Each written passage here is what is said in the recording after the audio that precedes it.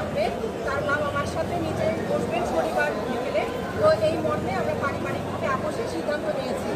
এই বিষয়টি যখন আসে তখন সামাজিকভাবে বলেন, আইনগতভাবে বলেন, নৈতিকভাবে বলেন, সব কিছু সমাধান তো এখানেই হয়ে যায়।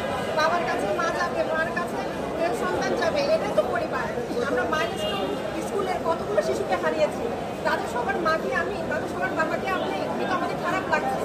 আমরা চাই আমাদের শিশুরা পরিবারের ভেতরে থাকে, আমরা চাই আমাদের পরিবারগুলো সবসময় একত্রিত থাকে। এই মর্মে এই লক্ষ্যে আমি এই মামলাটার মেডিয়েটর হিসেবে ইনশাল্লাহ আপোষের সুযোগটি নিয়েছি, আদালত অনুমতি দিয়েছে। আমরা আশা করছি অতি শীঘ্র এই পরিবার নিজেদের মধ্যে পারিবারিক সমাধান খুঁজে পাবে। এবং মেহেদীন আহমেদ জানিয়েছেন তার বাবা মার সাথে বসে তার যে এলিগেশনগুলো ছিল, যে অভিযোগগুলো ছিল,